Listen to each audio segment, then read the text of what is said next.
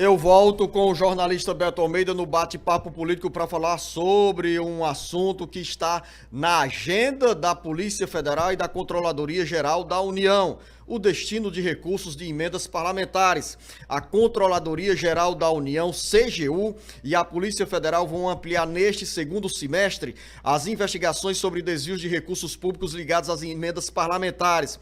O foco inclui inquéritos que passam por vários estados, com destaque, por exemplo, para o Ceará, onde há indícios de fraudes no repasse e na ampliação e na aplicação de verbas oriundas do orçamento da União. A ordem é clara, jornalista Beto Almeida: aprofundar o cerco contra irregularidades e reforçar o combate à corrupção no uso de recursos destinados a ações parlamentares. O movimento investigativo ganha força com o envolvimento de outras instituições.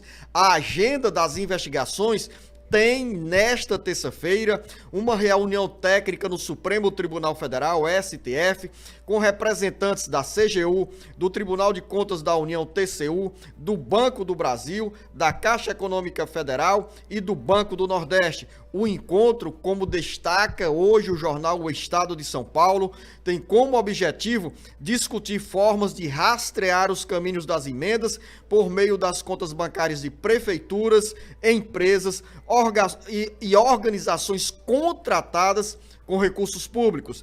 A reportagem do jornal Estado de São Paulo cita as últimas operações da Polícia Federal e o cenário de novas investigações. O certo, Beto Almeida, é que o assunto emenda parlamentar não caiu no esquecimento, nem está na gaveta dos órgãos de fiscalização. O destino das emendas parlamentares liberadas a partir de 2022 ganha essa liberação uma nova investigação com esse foco dado pela CGU e pela Polícia Federal.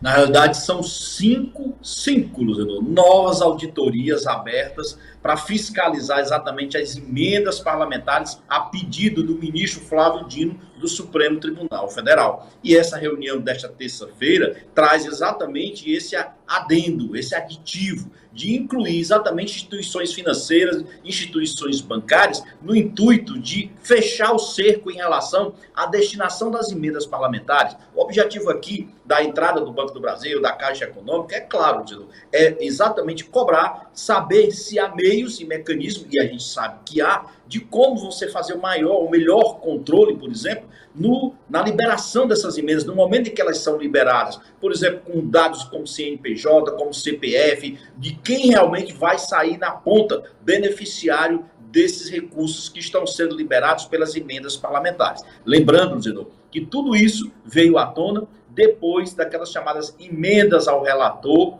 que pela primeira vez se tomou conhecimento de que havia ali um dreno, por onde corriam verdadeiros rios de dinheiro para os estados, por meio de emendas parlamentares, sem que houvesse transparência, ou seja, eram emendas realmente secretas. De lá para cá, o ministro Alexandre de Moraes, o ministro Flávio Dino, não tem desistido dessa tarefa, mas não tem sido fácil também. Não é algo que, por exemplo, tem ainda inibido o Congresso Nacional. Você lembra que, por exemplo, tudo que tem sido feito lá no Congresso Nacional é para fazer ajustes e não necessariamente, Luziano, dar mais transparências à distribuição dessas emendas. Isso, na realidade, tem levado, inclusive, muitos parlamentares a uma berlinda, porque essas investigações, em algum momento, elas vão realmente dar em alguma coisa. Eu não acredito que elas simplesmente cheguem ao ponto de que está tudo regular. Isso é ruim, isso não é bom.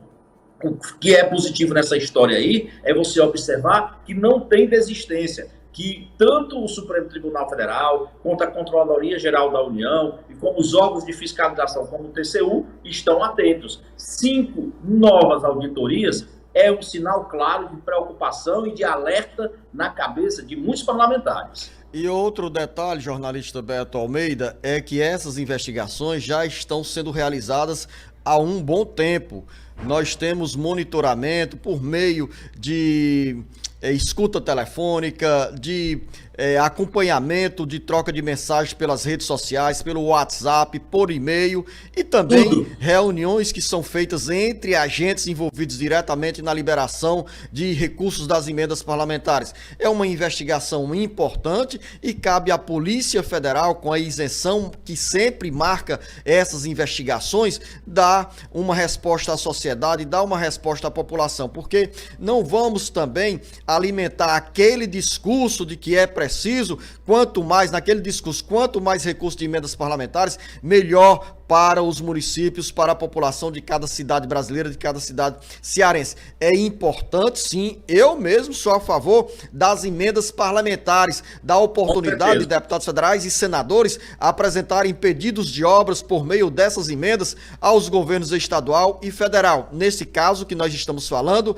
exclusivamente sobre o governo federal, sobre a União. O que eu não concordo é a falta de transparência, porque eu creio que se o eleitor escolher um deputado, um senador, uma deputada, uma senadora, para representá-lo no Congresso Nacional, tem que ser essa representação de forma transparente. E quando tem dinheiro no meio, mais transparente deve ser ainda essa atuação do parlamentar, dizendo qual o volume de recursos e quais obras serão destinadas, serão feitas, construídas com aquelas verbas do governo federal da União. Então, essa investigação da Polícia Federal, da CGU, ainda vai ter muito barulho e repercussão em todo o Brasil e aqui também no Ceará, principalmente nesse cenário pré-eleitoral.